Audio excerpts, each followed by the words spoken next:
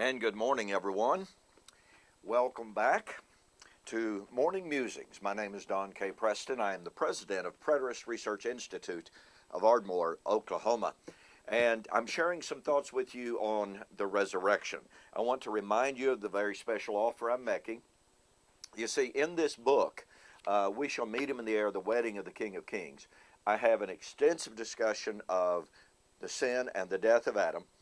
I have an extensive discussion of the entire field of resurrection and the nature of it, and of course when it took place. We Shall Meet Him in the Air, the Wedding of the King of Kings. Go to my websites, www.eschatology.org or www.bibleprophecy.com.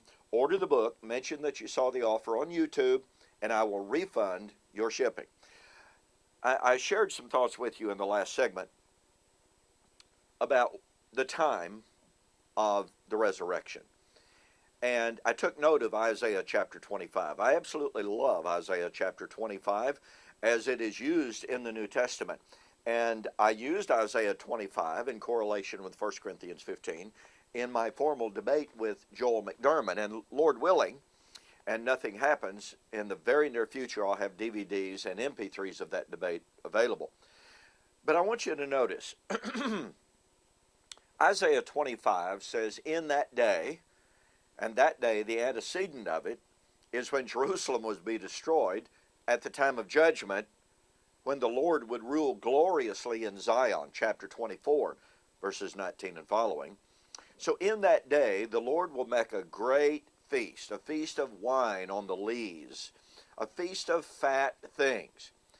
This is what is known, pardon me, wow, excuse me, much better. This is what is known as the Messianic Banquet. It is a almost universally held acknowledgement that this is what Isaiah was predicting.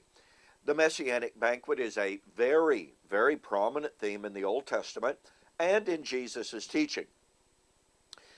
So I want you to notice, in that day, what day? Well, when the Lord would judge Jerusalem, when the Lord would rule in Zion, in that day the Lord would make a great feast. Well, verse 8 of Isaiah 25, in that day and on this mountain, see, it's all on Zion, as I pointed out earlier, on Zion, and in the day that he made the Messianic Banquet, he will destroy death forever. So the Messianic Banquet and the resurrection go hand in hand. See the connection?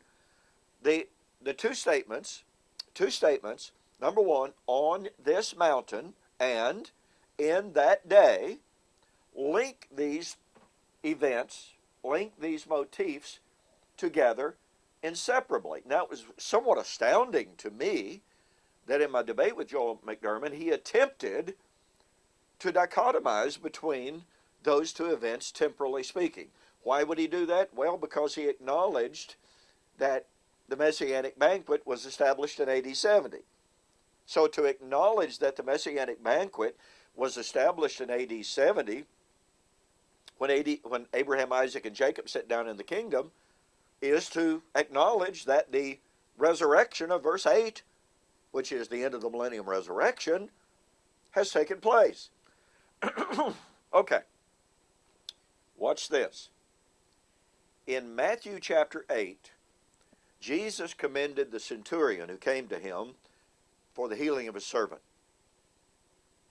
Jesus said, many will come from the east and from the west, and shall sit down with Abraham, Isaac, and Jacob in the kingdom. Remember Isaiah 24 and 25.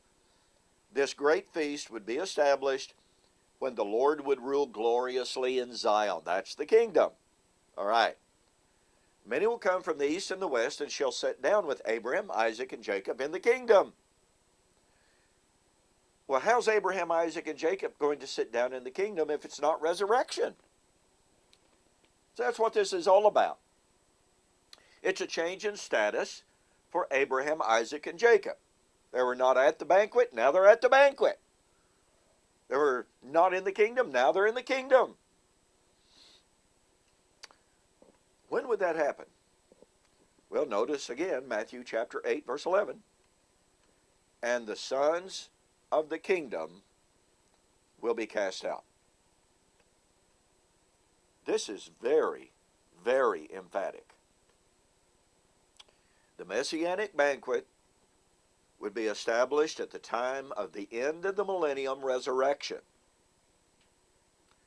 But the Messianic Banquet would be fully established when the sons of the kingdom, i.e. Old Covenant Israel, would be cast out. Therefore, the end of the millennium resurrection was to be, and was, when Old Covenant Israel was cast out. Surely there's no real controversy about when Old Covenant Israel, i.e.